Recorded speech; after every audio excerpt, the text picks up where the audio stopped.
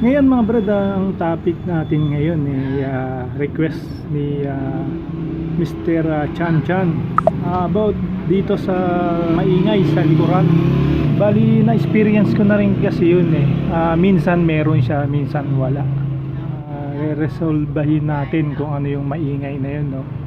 Kasi pinanggagalingan lang naman talagang ingay niyan kung di sa bearing, sa gear. Ngayon kung okay naman yung gear mo, yung gearbox na tinatawag mga kabrad, yung gearbox na yung matatagpuan nyo yun dito sa loob ng kung nakikita nyo to, ito gearbox yan. Yan yung gearbox, yan yung nilalagyan ng oil gear. Ngayon kung okay naman dyan bago kasi di ba, kadalasan naman nagiging problema ng gearbox o gear sobrang tagalan na ng motor. Etong sa atin bago pa lang, kaya imposible na dyan nagmumula yung maingay na yun. Ang duda ko dito sa may bearing, kasi minsan meron siya, minsan wala. Kaya additional na na rin tungkol dun sa huling upload natin na video tungkol dun sa Kalawang T-Post. Request naman yun ni kasamang ni brother Speedweb. Baga hindi ko kasi naipakita kung paano natin binuksan yung harapan, no. Newbie pa lang siya. Meron din isa pa nag-comment na newbie.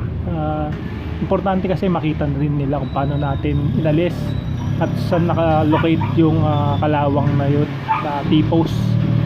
Dun sa mga datihan na lalong-lalo na dun sa nag-request kay boss alam niya kung paano, kung nasaan yung kalawang na yun, kasi kaya naman natin kinontent yun kasi kumbaga binuksan niya yung sa kanya, tinignan niya, tapos nag-request lang siya, ginawa natin.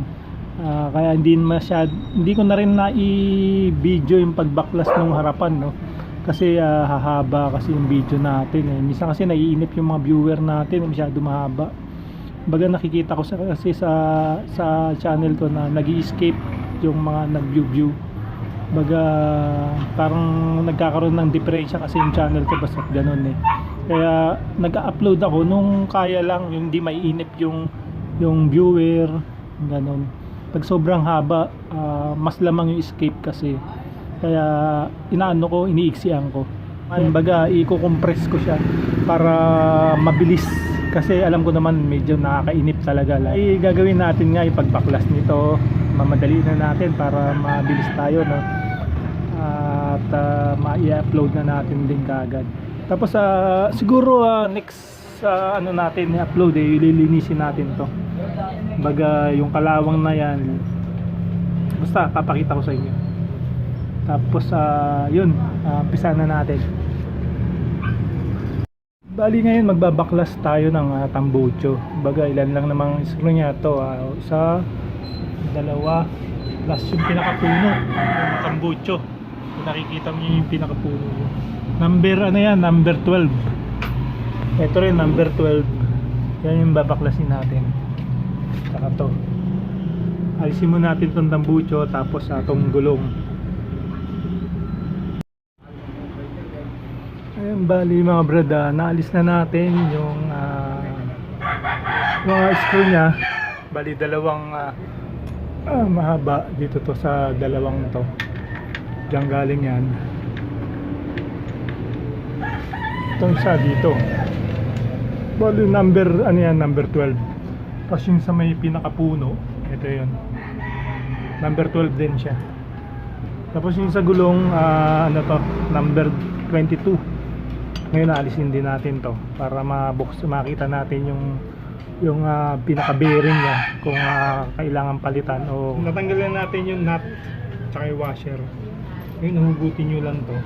Bali ang bearing na sinasabi ko sa inyo, wala rito kasi ibang motor di ba may bearing dito, may bearing dyan. Ito wala.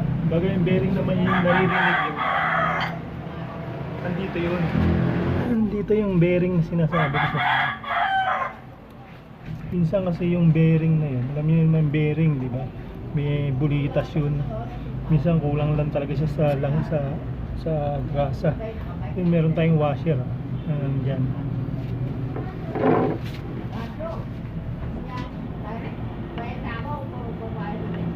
Kung narinig nyo yun, no? Kasi ito mga brad, ano to eh, gearbox na to eh. Ito, nandito na yung gear eh. Yung pinaka-transmission na tinatawag natin eh. Kumbaga sa sasakyan, transmission, yung mga gear nandito na eh. Kaya yung kung walang problema naman sa gear, dito lang yan sa bearing. Maring kulang lang sa langis.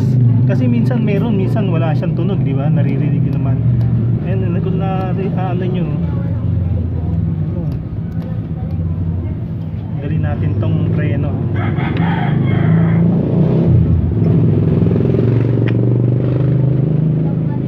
Ngayon mga brad, no, yung maingay na naririnig natin dito yung sa gearbox. Doon ko siya naririnig eh. Para masigurado kayo, meron kuha kayo ng Philip o kaya flat screw. Itutok nyo lang sa ganito, sabay paikutin nyo to. Ayan. Ngayon maririnig nyo kung saan yung tumutunog ngayon. Ngayon tinanggal na natin yung gulong, di ba? Ibig sabihin wala sa gulong natin o ano. So wala namang bearing. Andito yung bearing niya kasi yung mga brad. Ngayon dito nyo tutok. Pag malakas ang tunog na lagatik, itong bearing na to. Kumbaga sa doktor, ano tawag doon? Stethoscope. Stethoscope. Kumbaga ito yung gagawin nyo, stethoscope, para ma-ano nyo kung saan banda yung tumutunog. Ngayon tutok nyo lang dito, yan, bawa dito. Tsaka pakinggan nyo. Kita ba ako? Ngayon, pag narinig nyo may lumalagatik, eh dito nga may problema. Yun nga, may lumalagatik. Kaya yung mga brad, medyo matrabaho to talaga. Ito may tunog. Ayan. Kaya nga doon kay Chan Chan, gusto nag-request, yun, minsan nawawala rin sa'yo, di ba? Ito rin, ganun din sakit nito. Minsan nawawala, minsan meron. Ayun, dito siya sa loob. Ayan. Kaya siguro mag-add tayo ng ng gear oil. Mag-add na lang tayo ng gear oil kung kulang. Baka kulang lang sa gear oil, mga ganun ba? Ayun, malakas na oh. Dinig ba dyan? Dinig ko eh. Ilapit mo. Kaya mga brad, pakinggan nyo ah.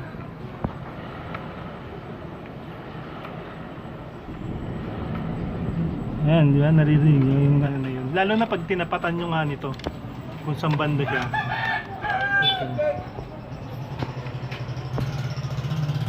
Kasi pag binaklas natin ito, madugo ito eh.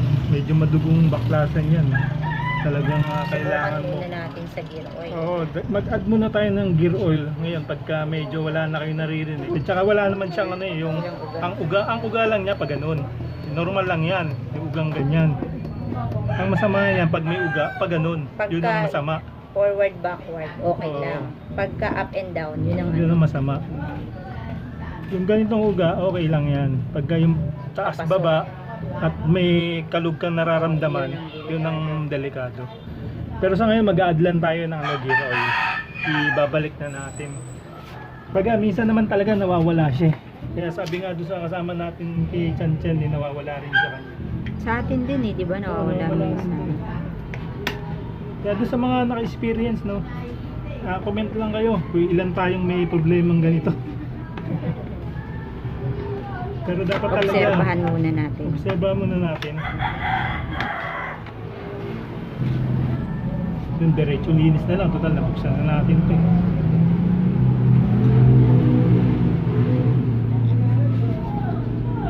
Ay na, ito. Yung washer ba makalimutan? Balik lang natin ditong ganyan. Mas bago yung gulong. Punasan na rin natin itong gulong. Pinakanan ng preno. Kakalawang yung loob niya. Yung sa preno naman, yung ingay ng preno iba eh. Ganun ingay ng preno eh. Pagka dito may differential. Diba, napudpud na itong ano mo, itong pinaka-pads niya. Ang tunog yan, yun parang kumikis-kis. Nagkikis-kis. Pero yung lagatok na naririnig yun, dun yun sa bearing. Pero kami, mga ilang araw na wala na yung tunog. Hindi na namin naririnig yung tunog na yun. Pero minsan lumalabas siya. Ngayon mag-a-add tayo ng gear oil para medyo mawala yung So ayun mga brad, no, na ibalik na natin. Gaya nga ng sinabi ko yung tumutunog na yun doon nga sa bearing na nakakapit doon sa pinaka-shafting ng transmission natin. Baga mag-add muna tayo ng gear oil, tapos obserbahan natin. Sa ngayon naman maski dito mararamdaman nyo kung paano ang uga niya katulad dito sa gulong na to, yung ganun lang ang uga niya. Hindi naman siya yung babataas. Pagka ganun ang uga, babataas, medyo malaki na damage nung bearing natin. Hindi natin alam kung normal sa kanyang ganito kasi ilan tayong naranasan to. Hindi lang pala ako. Kaya doon sa mga mayroong problema, comment lang para maano natin kung ilan tayong may problemang ganito. Almost 6 months na namin ginagamit to. Madalas din siya madaan sa bako. Araw siya nagagamit. Tapos madalas madaan sa bako. Dalawa lang na tornilyo nito para pwede mo nang gawin yung dapat lagyan ng grasa o linisin. Yung dapat linisin doon sa tipos na kinakalawang.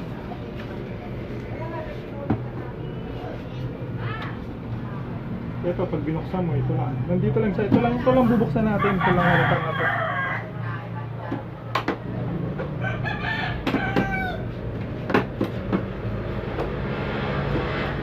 Sa dito lang una nyo, dito nyo lang unahin buksan. Buksan, dire-diretso na yan. Nakakalas na siya. So ito siya. Ayan, diba, natanggal natin yung cover dito. Ngayon pag sinilip mo siya rito, ayan, kita mo na siya dyan. Ayan na, yung T-post na sinasabi natin. Ito yung nilagyan ko ng grasa. Ayan. Dun sa mga baguhan natin, ayan, ganyan lang. Baga makikita nyo na kagad, pwede nyo nang kahit kayo, pwede nyo nang gawin. Kung gusto nyo, alisin nyo lang yung kalawang, tapos anuhan nyo ng grasa. Kung hindi grasa, kung meron kayong primer na paint, pinturan nyo yung primer paint para sigurado hindi na siya kapitin ng kalawang. Huwag nyo lang paabutin dun sa mismong natin, steering bearing. Oh.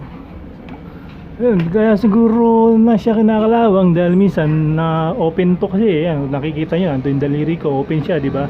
Lalo na pag umulan, nababasa talaga siya. Pero hindi dapat normal na kalawangin yan. Dapat baga alagaan nyo rin para sigurado tayong hindi kasi yan talaga ang sakit niya Yung sa Aerox, ganyan yung sa Aerox. Tsaka yung talsik natin dito, dapat maiwasan din natin, no? Nga pala, umorder ako nung rito, shoutout kay kasamang Jeep. Nakakuha tayo ng idea kung saan tayo kukuha ng pyesa. Baga, siya. Ano tawag doon? Suspender? Suspender? Fender extension. Kaya suspender. Fender extension.